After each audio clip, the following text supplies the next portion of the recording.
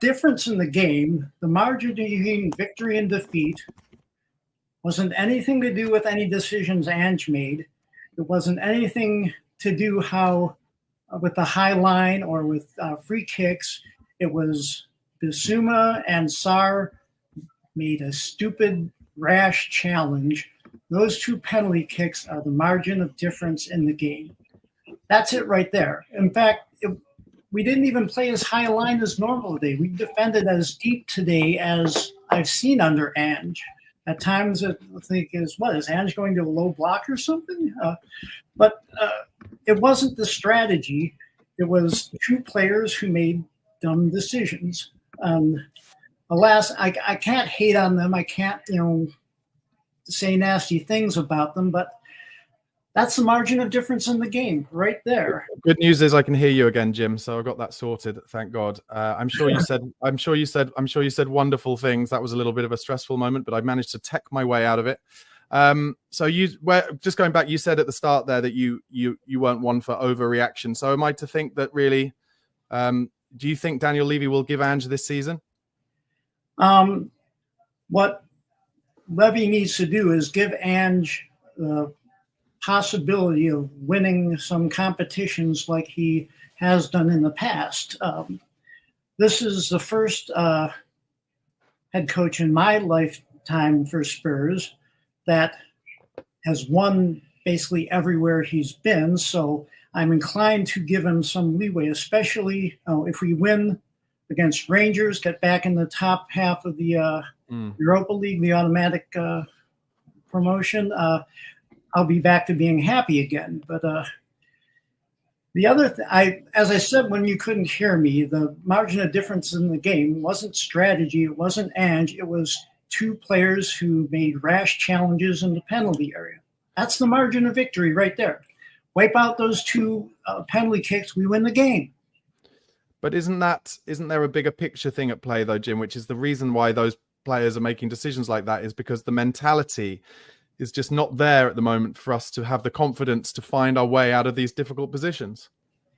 I can't speak to the mentality because I don't interact with the players on any sort of basis. But it's not, I wouldn't call it mentality. I would call it being able to keep your head in difficult situations, because there were a few times in that game where we're playing kind of scramble defense where everybody is kind of out of position, everybody is kind of lost their man, and everybody just has to try to scramble to clear the ball.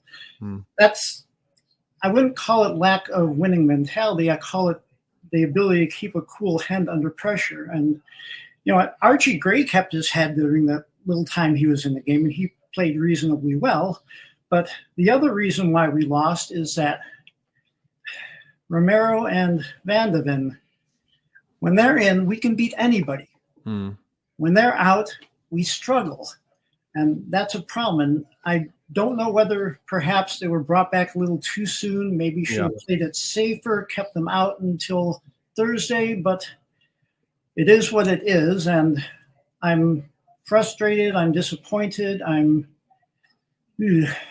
And that's the way I am after a Spurs game in which we have a result like that. And I'm not going to write off the team. I'm not going to call for Ange out.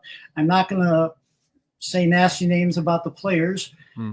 But I do want us to get into that sort of, fire in the belly and cool head. That's what you need to succeed. And we didn't have that in the second half today. The first half we played well, I thought. I was really happy with how we played in the first half. And we gave up that one goal that was just, an amazing shot from Sancho. But to stop that goal, you have to stop the cross.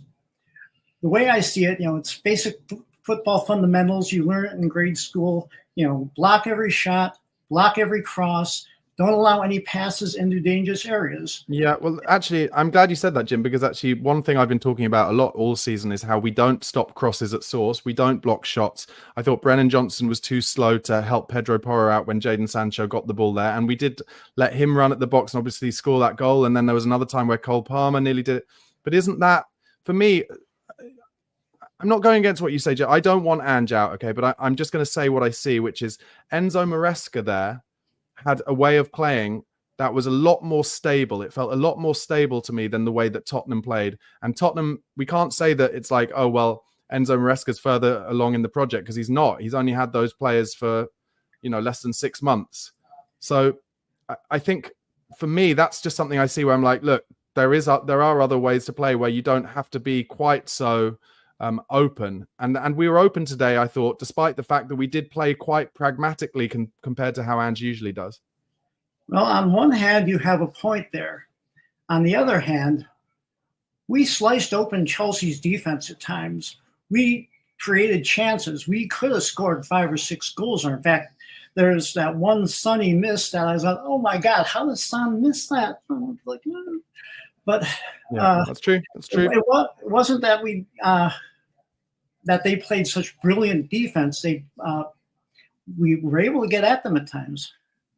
Yeah, that's true. Listen, Jim, thank you so much for calling in. I really appreciate it. I've got some other people to speak to, but let's speak again after another game. Thanks so much. Okay, come on, you Spurs. Come on, you Spurs.